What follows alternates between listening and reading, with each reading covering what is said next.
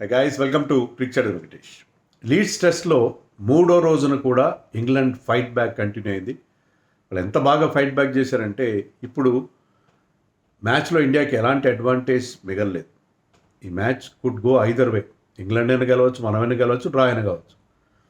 So first day రోజున ఇండియాకి బ్రహ్మాండమైన అడ్వాంటేజ్, హ్యూజ్ అడ్వాంటేజ్ కనిపించింది.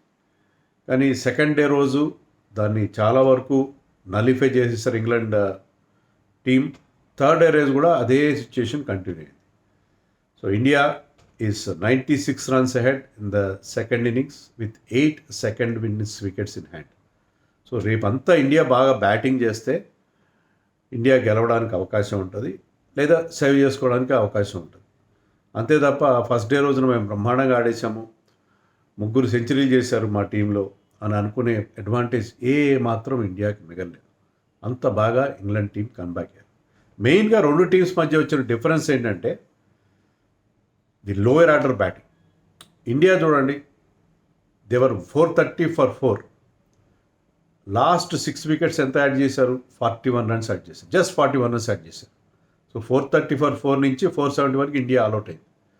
వెరాజ్ ఇంగ్లాండ్ 225 దగ్గర they lost their 4th wicket. 225 for 4 నుంచి they went on to make 465, అంటే 240 runs యాడ్ చేశారు. అంటే లాస్ట్ 6 wickets ఇంగ్లాండ్కి మనకంటే 200 runs ఎక్కువ యాడ్ చేశారు, 200 runs ఎక్కువ యాడ్ చేశారు. That was the difference, that was the major difference.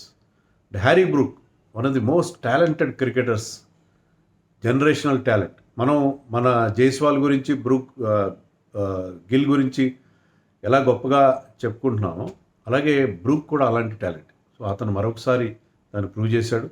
And second day రోజున బుమ్రా నోబాల్కి అవుటే వెనదిరగాల్సిన వాడు.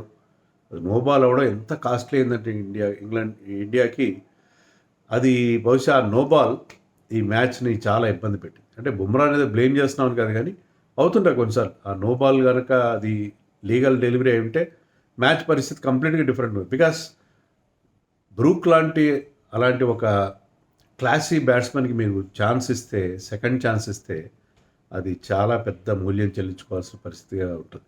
అదే జరిగింది. So he went on to make 99 century complete చేయాలి, కానీ 99 runs చేసి had a very good partnerships with James Smith and course Ben Stokes. So దానివల్ల match ఇంగ్లాండ్కి చాలా చాలా అడ్వాంటేజెస్గా మారింది.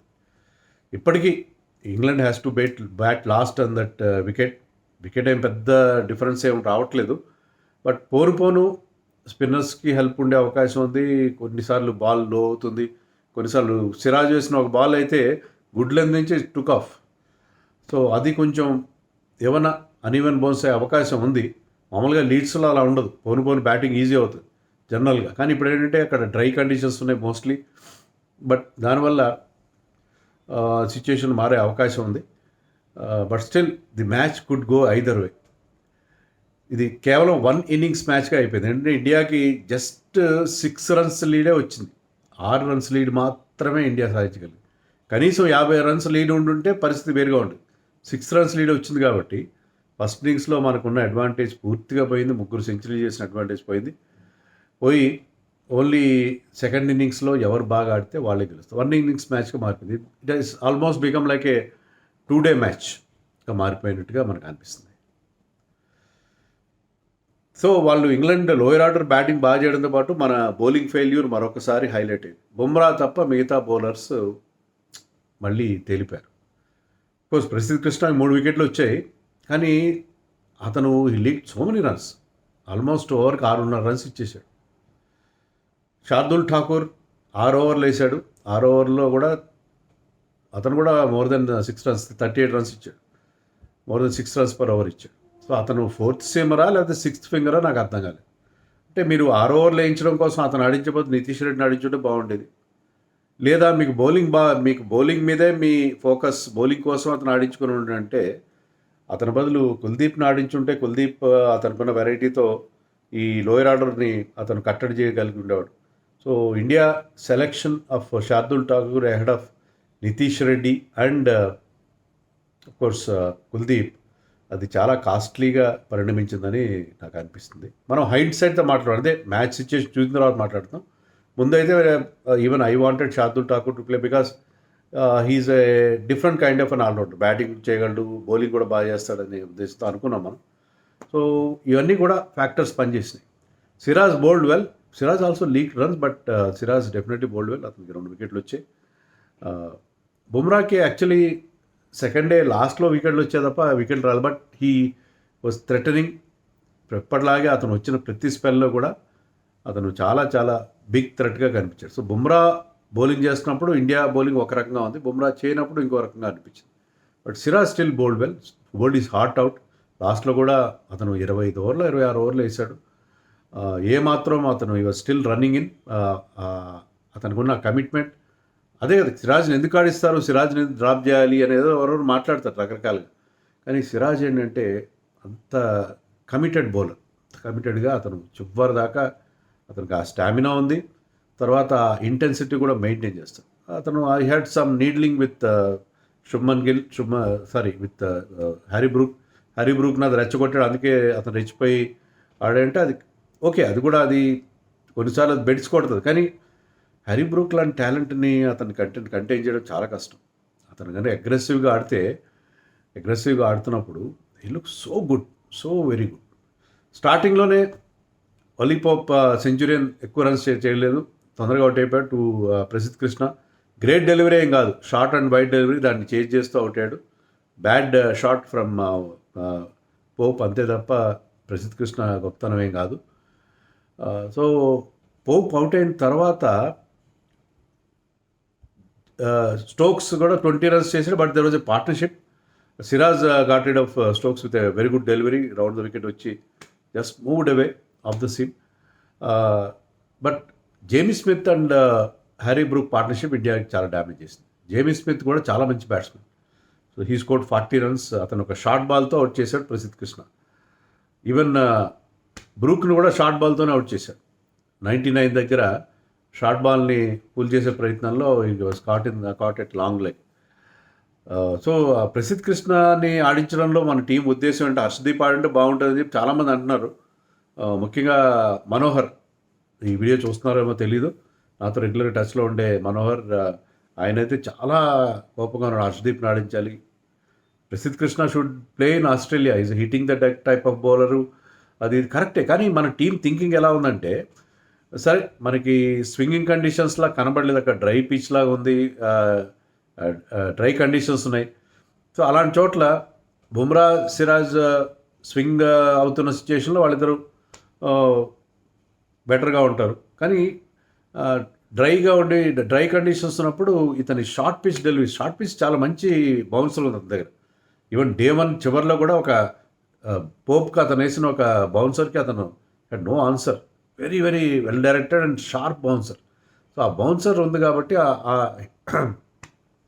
ఆ హార్డ్ లెంత్లో అతను చాలా ఎఫెక్టివ్గా ఉంటాడు. సో ఒక different kind of bowler, tall bowler with good pace అని చెప్పి అతను తీసుకున్నారు.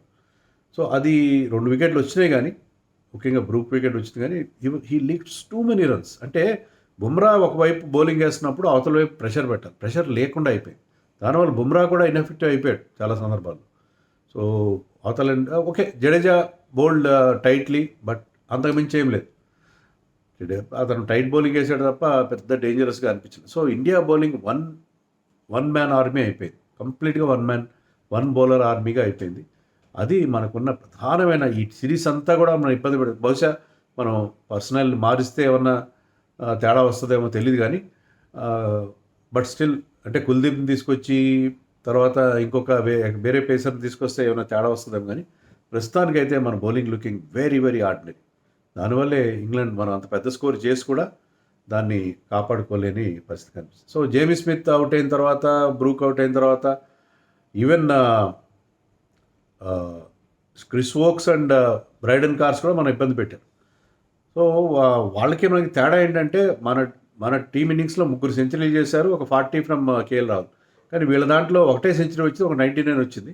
But there are other contributions, ఒక 50 ఫ్రమ్ బెన్ డకెట్, అంతకుమించి ఎవరు 50 చేయలేదు. 20 from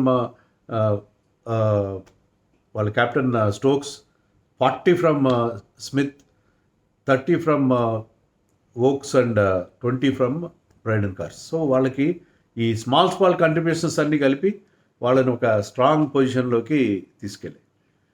so Bumrah finished with 5 wickets, very well rewarded and wonderful bowler he's again. And సిరాజ్కి 2, ప్రసిద్ధ్ కృష్ణకి 3 వికెట్లు వచ్చాయి, బాగానే ఉంది.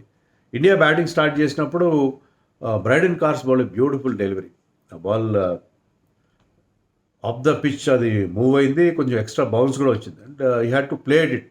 జైస్వాల్ చేసేదేం లేదు, he nicked it to the keeper. So it was a beautiful delivery. So Jaiswal తొందరగా అవుట్ అయిపోయాడు. కానీ Sai Sudharsan he's on a pair, అతను who was on a pair వచ్చి రాగానే ఫస్ట్ బాల్కి బౌండరీ కొట్టాడు. తర్వాత ఈ లుక్డ్ ఇంప్రెసివ్. కొంచెం కాన్ఫిడెన్స్ పికప్ చేసిన తర్వాత అతను ఈ స్కోర్డే 30. బట్ చివరిలో బెన్ స్టోక్స్కి దొరికిపోయాడు. అతను ఉండుంటే వేరే ఉండేది పరిస్థితి, ఇంకా కొంచెం స్ట్రాంగ్ పొజిషన్ ఉండేది. But Rahul played a classy innings, 47 not out. So Rahul చాలా ఎష్యూర్డ్గా, చాలా సాలిడ్గా బ్యాటింగ్ చేయడం మనం for the second time in the match చూసాం. ఫస్ట్ ఇన్నింగ్స్ కంటే కూడా సెకండ్ ఇన్నింగ్స్లో ఇంకా సాలిడ్గా అనిపించాడు Rahul. So Rahul is the key for India. Rahul and of course captain Gill, తర్వాత of course Rishabh Pant is also there. So వీళ్ళు ముగ్గురు కనుక రేపంతా ఇండియా బ్యాటింగ్ చేయాలి. రేపంతా బ్యాటింగ్ చేస్తే ఇండియా సేఫ్ పొజిషన్కి వెళ్ళే అవకాశం ఉంటుంది. రేపంతా బ్యాటింగ్ చేయాలి. వీలైతే ఎల్లుండి కూడా ఫస్ట్ ఓవర్లో బ్యాటింగ్ చేయాలి. ఎందుకంటే మనకున్న బౌలింగ్తో, అంటే బుమ్రా మినహాయిస్తే మిగతా బౌలర్స్తో మనం మ్యాచ్ గెలవడం అనేది, అంటే ఎక్కువ రిస్క్ తీసుకుని మనం డిక్లరేషన్ కూడా చేయలేం, అలాంటి సిచ్యుయేషన్ ఉంది. సో వాళ్ళు ఏంటంటే బ్యాస్ బాల్ ఆడుతున్నారు. బ్యాస్ బాల్ ఆడడం వల్ల వాళ్ళు ఈ స్కోర్ చేయగలిగారు, అంటే అగ్రెసివ్గా ఆడుతున్నారు. సో 2 టీమ్స్ 400 చేసినప్పుడు, మామూలుగా ఒకప్పుడు 470 చేశారంటే మీరు సేవ్ అయిపోయినట్టే, అంటే అట్లీస్ట్ సేవ్ చేసుకుంటారు, మీరు ఓడిపోకుండా ఉండే పరిస్థితి ఉంటుంది. కానీ 2 టీమ్స్ క్విక్గా రన్స్ చేయడం వల్ల there is still lot of game to be played, lot of time is left in this match. So అందుకని 3 రకాల ఫలితాలు వచ్చే అవకాశం ఉంది. రేపంతా ఇండియా బ్యాటింగ్ చేయాలి. రేపంతా బ్యాటింగ్ చేయాలంటే రాహుల్ కానీ గిల్ కానీ చాలా లాంగ్ ఇన్నింగ్స్ ఆడాలి. అండ్ రిషబ్ పంత్ తనదైన స్టైల్లో అతను ఒక కౌంటర్ పంచ్ ఇవ్వాలి.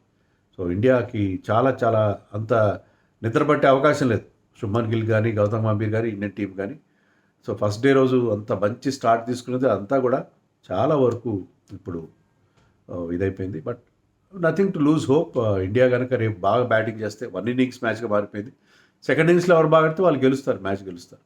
సో మ్యాచ్ అయితే చాలా ఇంట్రెస్టింగ్గా ఉంటుంది. అదే టెస్ట్ మ్యాచ్ గొప్పతనం అదే కదా, రోజు సెషన్కి మ్యాచ్ ఫ్లక్చుయేటింగ్ ఫార్చ్యూన్స్ ఉంటాయి. So match wise it is very very interesting. But Indian bowling left much to be desired. ఏమంటారు?